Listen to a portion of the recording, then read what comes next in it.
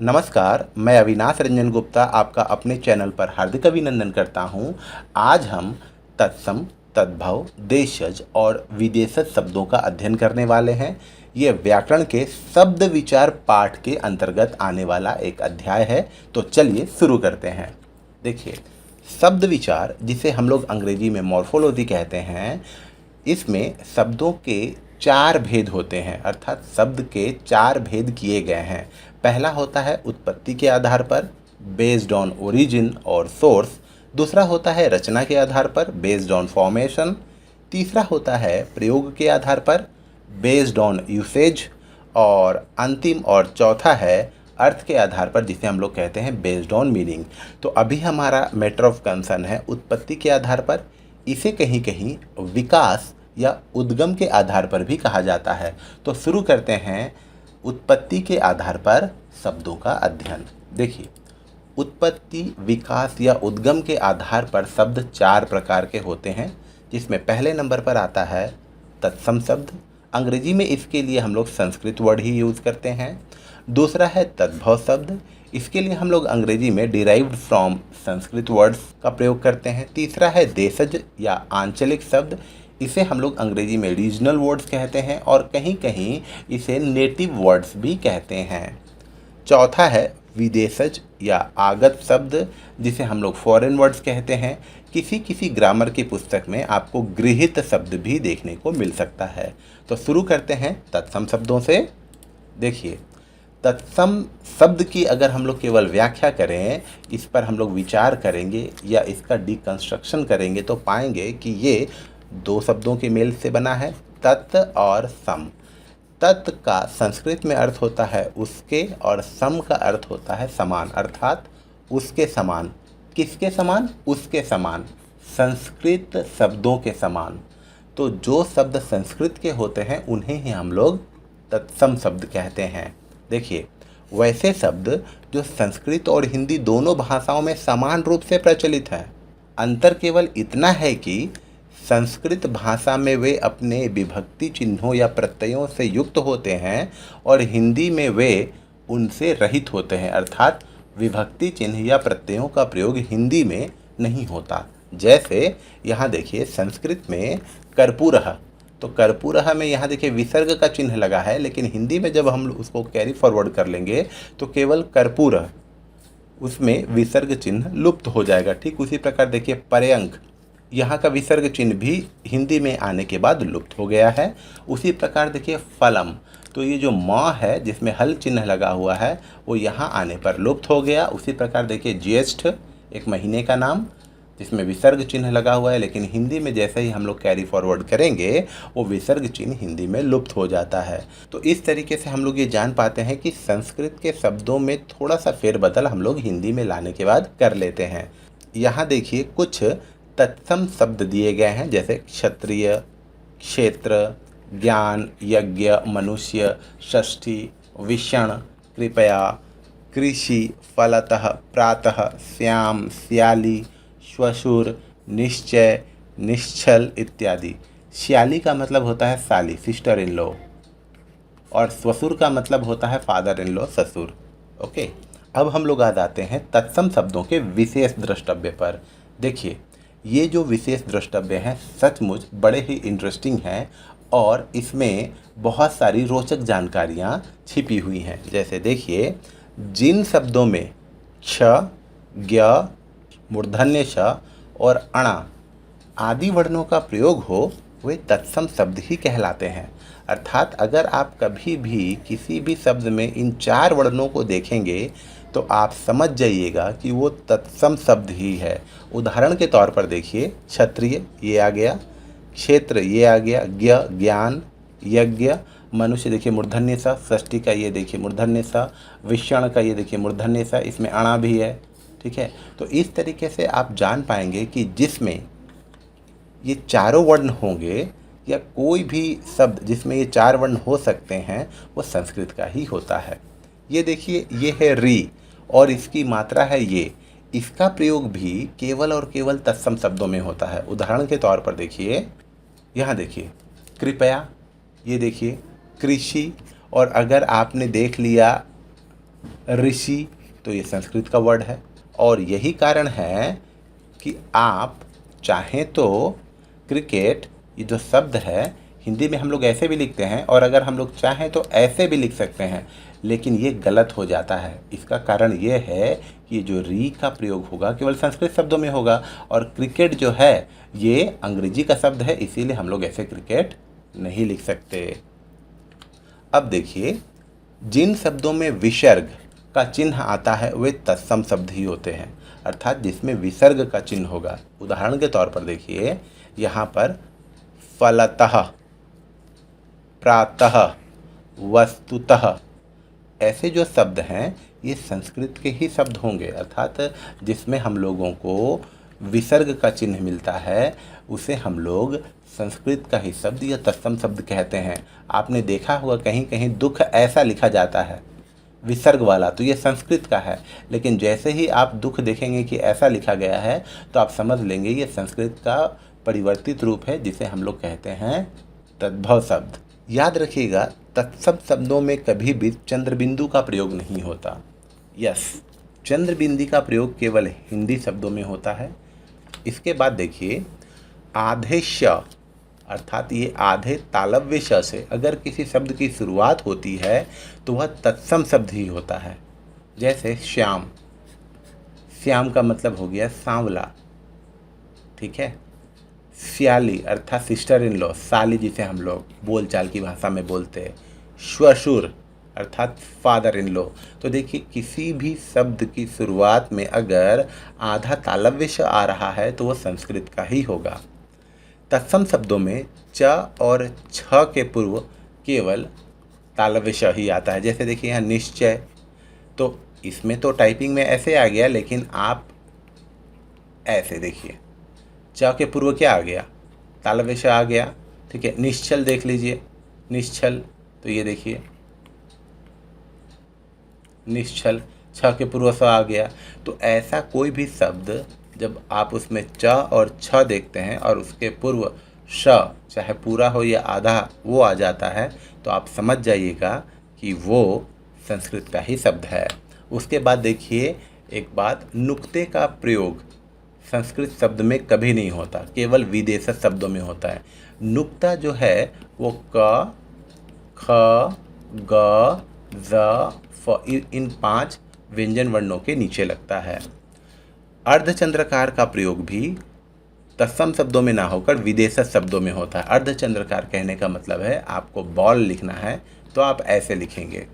देखिए, आप बाल नहीं बोल सकते क्योंकि इसका मतलब केस हो गया, आप बोल नहीं बोल सकते क्योंकि इसका मतलब बोलना हो गया, और गेंद जिसे हम लोग अंग्रेजी में बॉल कहते हैं उसके लिए हम लोग ये अर्धचंद्रकार का ही प्रयोग करते हैं।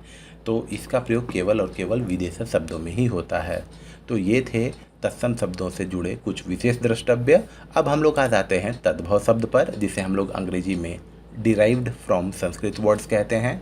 देखिए, अगर हम लोग तद्भव शब्द की व्याख्या करें तो पाएंगे तत् प्लस भव। तत् मतलब उससे भव, होना या उससे उत्पन्न होना, अर्थात वे शब्द जो संस्कृत से उत्पन्न होते हैं उसमें थोड़े बहुत फेरबदल, परिवर्तन या बदलाव किए जाते हैं। आपको यहाँ एक बात मैं बता देना ज़रूरी समझ रहा हूँ, आप तद्भव ऐसे लिखा कीजिएगा, ठीक है। मैं जब टाइप करता हूँ इस फ़ॉन्ट में तो तद्भव जो है द और भ संयुक्त रूप में ले लेता है, लेकिन आप तद्भव ऐसे ही लिखा कीजिए। ओके, इसकी व्याख्या देख लेते हैं। जब तत्सम शब्दों को ध्वनि और अर्थ के आधार पर यथारूप न ग्रहण करके उसके परिवर्तित रूप को ग्रहण करते हैं तो उसे तद्भव कहते हैं।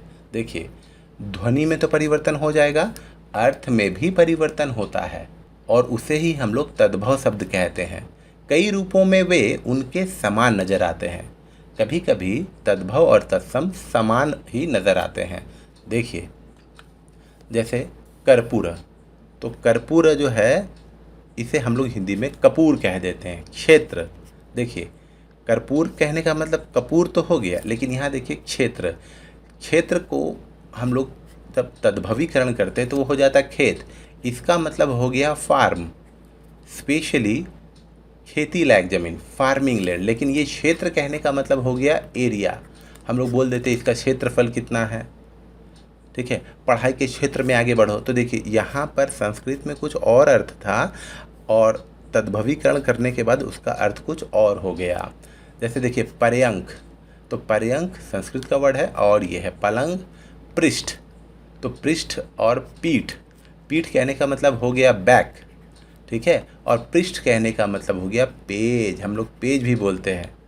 पृष्ठ, पेज, पृष्ठ संख्या कितनी है, पेज संख्या कितनी है, तो अर्थ यहाँ परिवर्तन हो रहा है। यहाँ देख लीजिए एक बार, यथारूप नहीं ग्रहण करते हैं, अर्थ के आधार पर भी परिवर्तन हो रहा है और ध्वनि के आधार पर भी परिवर्तन हो रहा है। अग्नि, आग, दुग्ध, दूध, दधि, दही, रात्रि, रात, अंगुष्ठ, अंगूठा, संध्या, सांझ, ठीक है। तो इस तरीके से एक बात तो तय है कि ध्वनि में परिवर्तन निश्चित रूप से होता है। अच्छा, यहाँ एक बात और ध्यान दीजिए, ये जो आप चिन्ह देख रहे हैं ग्रेटर देन वाला, इसका प्रयोग तत्सम से तद्भव को दर्शाने के लिए होता है। ये चिन्ह याद रखिएगा, इस चिन्ह का प्रयोग तत्सम शब्द को तद्भव में दर्शाने के लिए होता है। यहाँ देखिए तत्सम से तद्भव को दर्शाने के लिए किया जा रहा है। अच्छा, अब हम लोग आ जाते हैं तद्भव शब्द के विशेष द्रष्टव्य पर।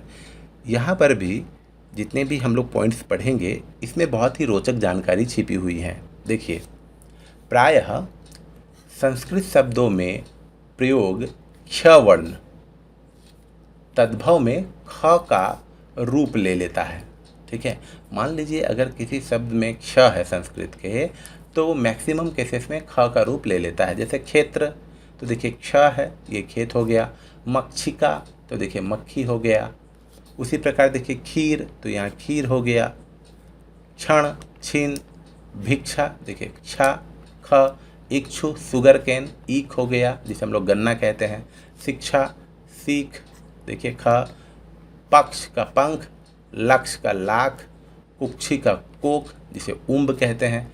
लाक्षा, याद कीजिए लाक्षागृह, पांडवों को उसमें जला देने की व्यवस्था की गई थी कौरवों के द्वारा। लाक्षा, जिसे हम लोग लाख कहते हैं, लाख की चूड़ियाँ। उसी प्रकार देखिए खुर, छुर, छुरा, अक्षी, आँख, परीक्षा, देखिए परख, अक्षर का आखर।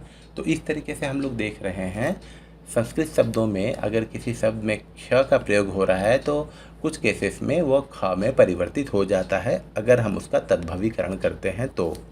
अब आ जाते हैं दूसरे विशेष द्रष्टव्य पर। देखिए, प्राय संस्कृत शब्दों में प्रयोग श, तालव्य श, दंत्य श वर्ण का रूप ले लेता है। जैसे देखिए यहाँ श्रृंखला है ना, श्रृंखला, तो यहाँ सांकल, देखिए यहाँ तालव्य स से यहाँ दंत्य श। उसी प्रकार श्रृंगार से देखिए यहाँ सिंगार। स्वसुर, देखिए स्वसुर से ससुर। अश्रु, आंसू। शिक्षा, देखिए सीख। स्वश्रु, यहाँ देखिए स्वश्रु अर्थात सास, मदर इन लॉ। श्वास, सांस। श्रीगाल, देखिए सियार। शुष्क, सूखा। साख, साग। दश, संस्कृत में 10 हम लोग ऐसे लिखते हैं, इसी से बना है दशानन और ये हिंदी में 10। श्रेष्ठ और सेठ। सैया, ये सैया से ये सेज। श्रावण, यहाँ देखिए श्रावण, ये सावन हो गया। उसी प्रकार यहाँ देखिए श्यामल, ये श, तो ये सांवला हो गया। शिर, शिरोमणि बोलते हैं सिर, तो ये वाला सिर। 100% वाला सत, तो ये 100। शलाका, फिर सलाई, दिया सलाई। ससुरालय, तो ये देखिए ससुराल। आश्रय का आसरा, श्याली का साली इत्यादि। तो इस तरीके से हम लोगों ने देखा कि तालव्य श जो है वो दंत्य श में परिवर्तित हो जाता है। अब आ जाते हैं अगले विशेष द्रष्टव्य पर। संस्कृत शब्दों में प्रयोग होने वाला व वर्ण तद्भव में ब वर्ण का रूप ले लेता है। जैसे देखिए विकार है ना, तो विकार देखिए बिगाड़ का रूप ले रहा है। विष्ठा, मनुष्य के मल को विष्ठा कहते हैं, तो यहाँ देखिए बीठ का रूप ले लिया। वायु, बयार का। वानर, बंदर का। सर्व में देखिए व जो है सबका। वत्स का बच्चा। वैर का बैर। यौवन का जोबन। वृद्ध का बूढ़ा इत्यादि।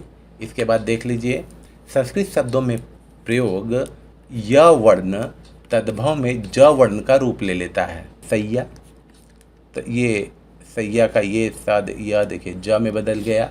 भाग्नेय, ज भांजा। यजमान तो जजमान। धैर्य तो धीरज। सूर्य तो सूरज। कार्य तो काज। याचक तो जाचक। यशोदा तो जशोदा। यमुना का जमुना। योगी का जोगी। अद्य, अद्य देखिए अद्य अद्य ऐसे नहीं समझ में आएगा, अद्य हम लोग ऐसे लिखते हैं, तो यह जो यह हो गया वो आज हो गया। उसी प्रकार कार्य का काज। उसके बाद देखिए संस्कृत शब्दों में ये जो अनुस्वार है, जिसे हम लोग नॉर्मली बिंदी का चिन्ह कहते हैं, अनुस्वार नेजल साउंड, वो अनुनासिक सेमी नेजल साउंड का रूप ले लेता है। जैसे देखिए दंत तो हिंदी में हो गया दांत। संध्या तो सांझ। चंद्र तो चांद। वंश तो बांस।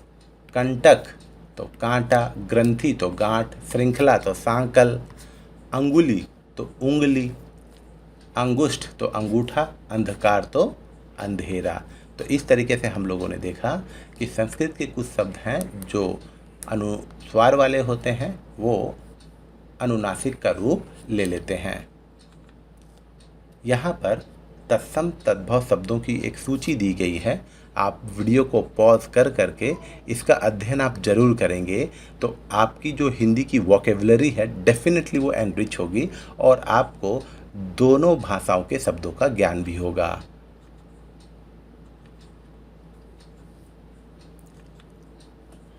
अब हम लोग आ जाते हैं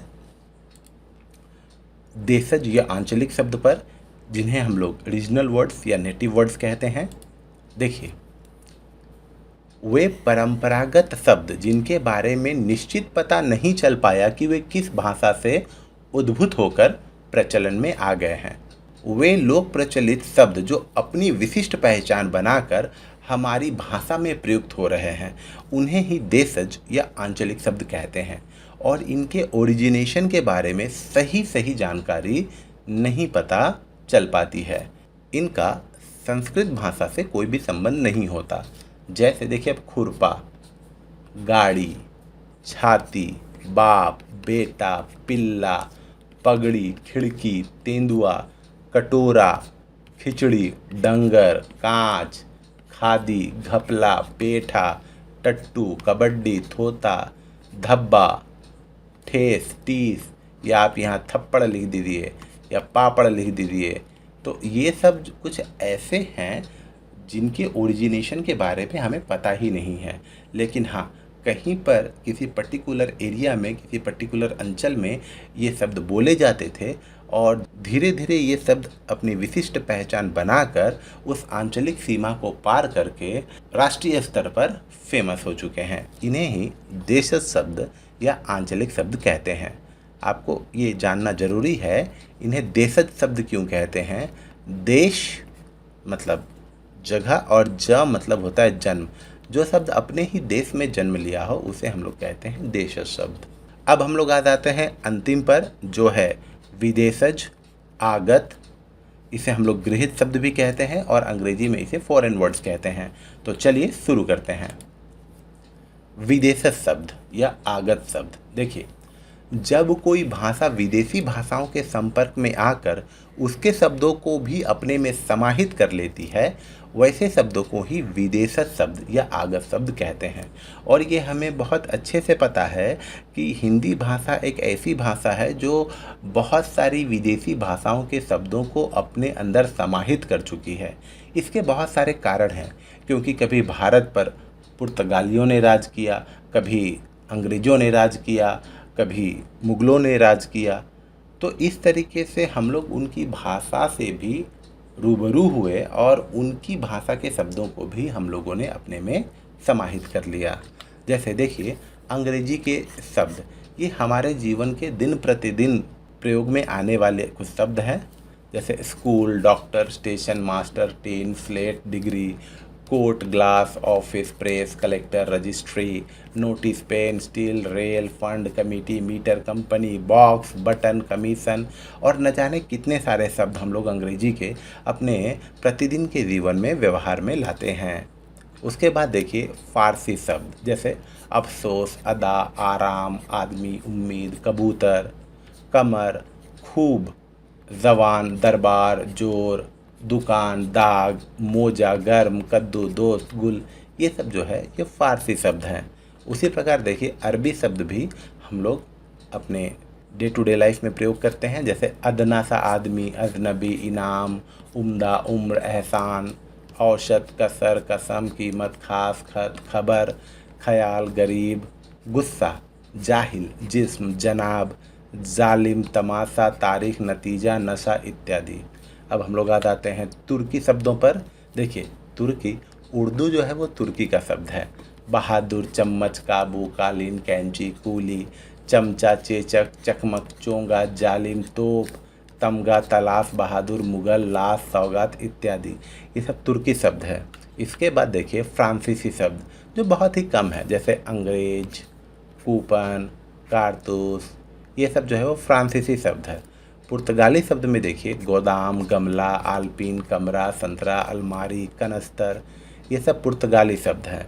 उसके बाद देखिए चीनी शब्द अर्थात चीन देश का शब्द, जैसे चाय और लीची है वो चीन देश से हम लोगों ने बोरो किया है। उसी प्रकार पश्तो, पश्तो कहने का मतलब अफ़गानिस्तान की भाषा का शब्द, जैसे मटर गश्ती, गुंडा, गड़बड़, पटाखा, लुच्चा, भड़ास, पठान, खर्राटा, अखरोट, ये सब जो है ये पश्तों के शब्द है। उसी प्रकार अब हम लोग देख लेते हैं विदेश से शब्दों से जुड़े कुछ विशेष द्रष्टव्य। याद रखिएगा जिन शब्दों में नुक्ते का प्रयोग होता है वो 100% 100% 16 आने विदेशज शब्द ही होंगे। और आपके जानकारी के लिए बता दूं क, ख, ग, ज़ और फ, ये 5 ऐसे व्यंजन वर्ण हैं जिनके नीचे नुक्ते का प्रयोग होता है। आप कभी भी ऐसे शब्दों को देखेंगे जिनमें नुक्ते का प्रयोग हुआ है तो आप समझ जाएंगे कि वो विदेशज शब्द है। जैसे जरा मतलब हो गया थोड़ा सा, फन का मतलब हो गया कला, तेज का मतलब हो गया स्पीड, कमर का मतलब हो गया चांद, मेज का मतलब हो गया टेबल, जाली का मतलब हो गया नकली, जरूर मतलब कंपलसरी, आवश्यक, काल का मतलब हो गया उक्ति, फर्ज का मतलब हो गया कर्तव्य।